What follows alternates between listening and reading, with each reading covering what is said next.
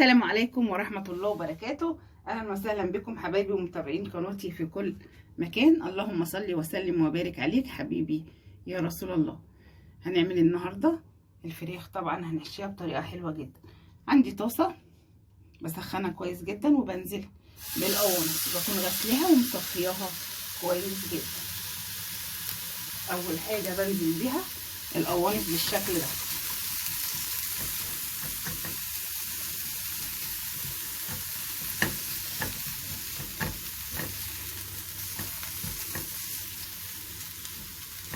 بحب انزل بالقوانص والكبده الاول، ما بحبش احطهم على البصل على طول عشان بحس ان الفراخ او الرز بتاعي بيتزفر. انا كده بسويهم الاول، بديهم تشويحه بالشكل ده، بس بنزل بالقوانص الاول طبعا عشان هي بتاخد سوا عن الكبده. بحط عليها شعره بسيطه من الفلفل الاسود، حاجه بسيطه بالشكل ده. انا ما حطيتش اي ماده دهنيه.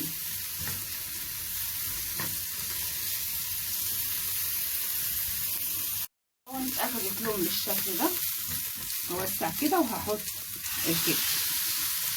يكون مقطعه الكبده برضو رفيع بالشكل ده عشان لما نحطها في الرز تبقى مقطعه صغنن.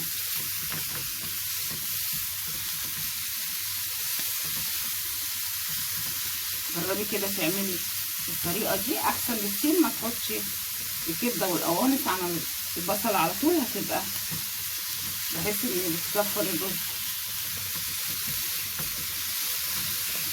حبه فلفل صغيرين بس كده، وبنشوحهم وهنركنهم على جنب. لما يغيروا لونهم هينزلوا ميه بسيط وهيرجعوا يشربوه.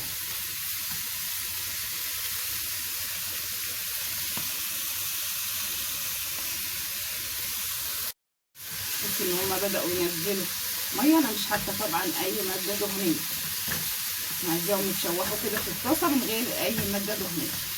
اول ما هتنشف تاني الطاسه على طول هشيلهم وهركنهم على جنب ونشوف هنعمل ازاي. والقوانص بتاعتي جاهزه، على طول هشيلها على جنب. كده جبت طاسه وسخنتها وحطيت معلقه كبيره من السمن ببصلايه مفرومه متوسطه،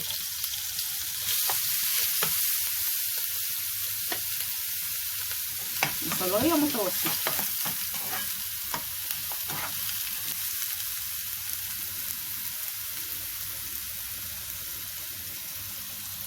البصلايه تدبل، اول ما تخش على الاصفرار هنزل الكبده والقوانص اللي عملناهم في الاول.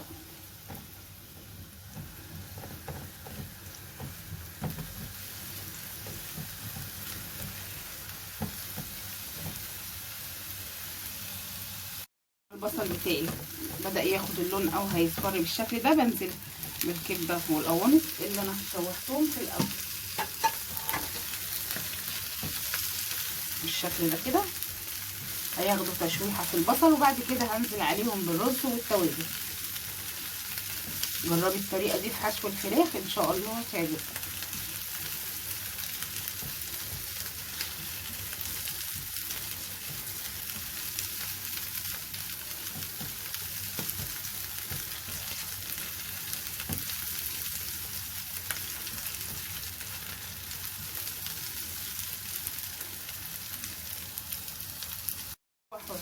شويه حلوين بالشكل ده، بنزل على طول بالرز، بكون غسلاه ومصفيه.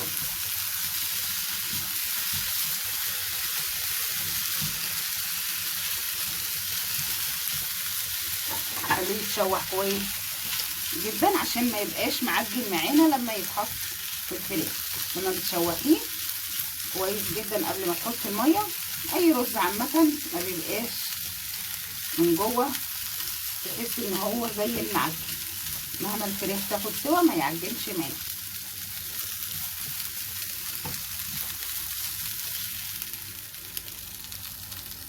هنزل بحبه حلوين من الفلفل الاسود،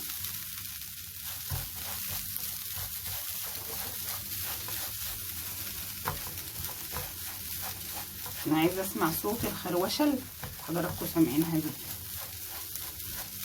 كده بيدل ان الرز بتاعي اتشوح كويس. كمان بمكعب، بنزل كمان بمكعب لسه في الايام. بعد ما حطيت مرقه الدجاج، حبه من الحبهان وورق لوري مطحونين على بعض، وحبه من جوز الطيب، الثلاثه مطحونين على بعض. كمان هحط حبه من بهارات او توابل الفراخ، تدي ريحه حلوه جدا الرز بتاعنا وطعم حلو جدا.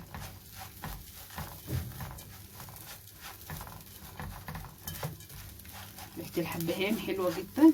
بعد كده هنزل بشويه من الملح والميه بتاعتي.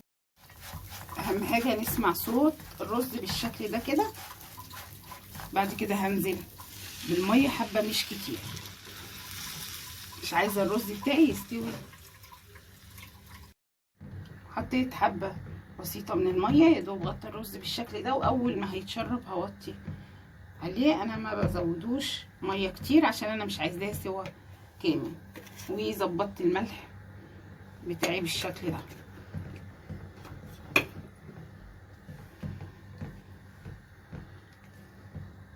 اول ما بيتشرب على طول الميه بطفيه عليه.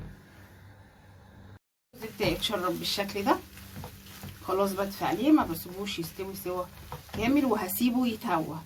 ما ينفعش احطه في الفراخ وهو سخن، انا عايزاه يتهوى يبرد تماما عشان ما يبقاش معجن من جوه.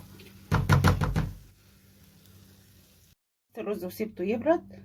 عندي هنا الفرختين طبعا غسلتهم كويس جدا بشويه من الملح شويه من الليمون، ما بنحطش خل عشان الخل بيزهر زفاره الفراخ، شويه من الدقيق، وبنسيبهم يتصفوا خالص في مصفى عشان ما يبقاش فيهم اي زفاره. الفراخ دي صغننه جدا، فراخ شمورت، الواحده حوالي 600 جرام، الواحده حوالي 600 جرام، تبقى حلوه جدا في الحشو. هنا بصلايه مبشوره، هحط عليهم حبه من الفلفل الاسود، نحط حبه من الملح كويس جدا مع بعض بالشكل ده. وباخد الفراخ بتاعتي هدهنها من جوه ومن بره بالخليط اللي معايا ده، البصله اللي فيها ملح وفلفل من جوه من تحت الجلد.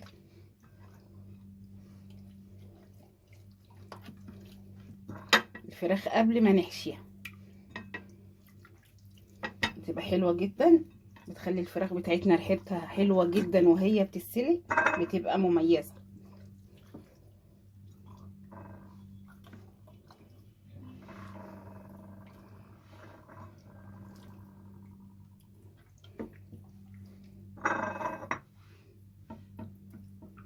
بالشكل ده كده. ودعكت الفراخ بتاعتي وهسيبها حوالي 15 دقايق بالشكل ده.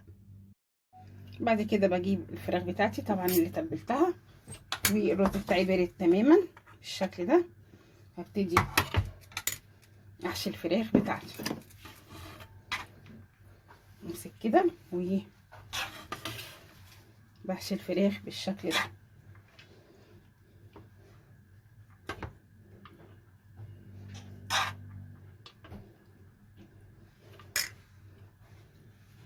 نحشيها بالشكل ده كده من جوه، وبعد كده على طول بروح مكتفاها.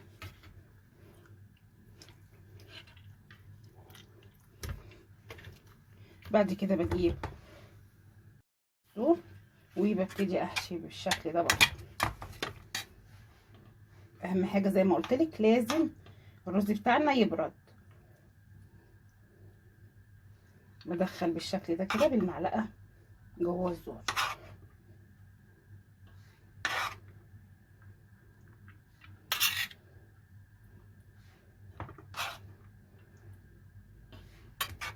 طبعا للبنات الصغيره ما بحشيش على الرز كله عشان الرز بتاعي ما يتزفرش، وباخد بالمعلقه بالشكل ده.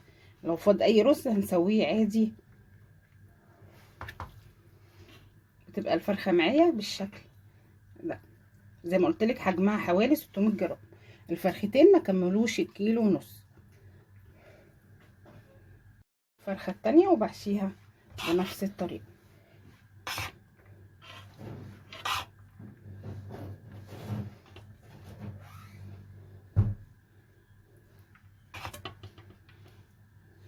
بهارات الفراخ حلوه جدا ومديه الرز بتاعنا لون جميل جدا بالشكل ده. بجيب الزور على طول بالمعلقه وبدخل بالشكل ده.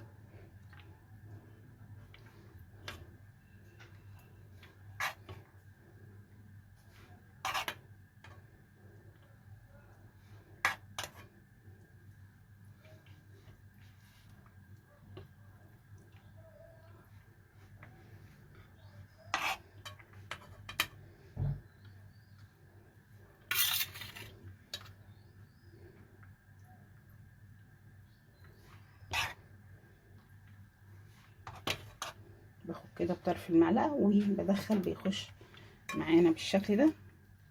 وما بكترش قوي عشان لسه الرز بتاعنا مستويش سوا كامل ما يفرقعش مننا. وكده يكون معايا الفرختين جاهزين بالشكل ده. اسلق الفراخ. عندي قطايه وبصلايه 4/4 وعندي كام شريحه من الجزر حلو جدا في سلق الفراخ بالذات المحشيه. لوري، بصل، فلفل اسود،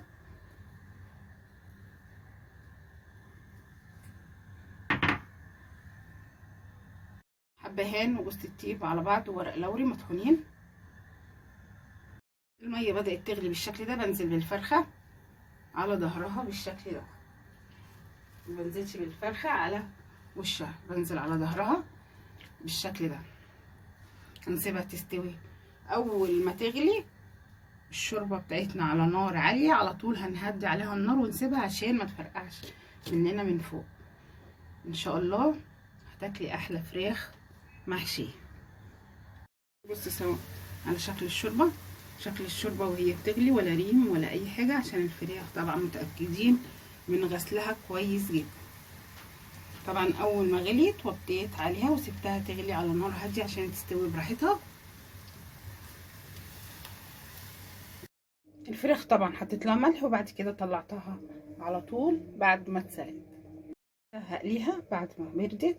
عندي قطايه مبشوره شايله منها القشر بالشكل ده. وعندي حبه حوالي معلقه واحده كده من دبس الرمان. معلقه واحده من دبس الرمان. لو ما عندكيش تقدر تستخفي بالقوطه او بحبه من الصلصه. عليهم حبه من فلفل اسود حاجه بسيطه بالشكل ده.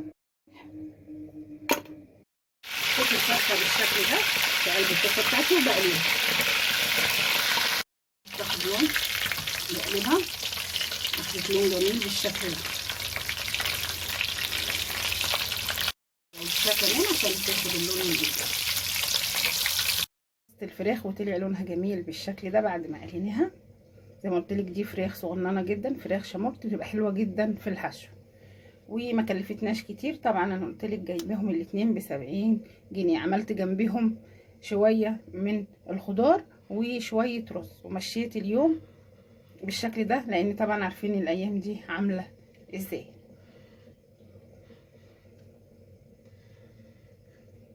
وكده يكون الفيديو بتاعنا للنهارده.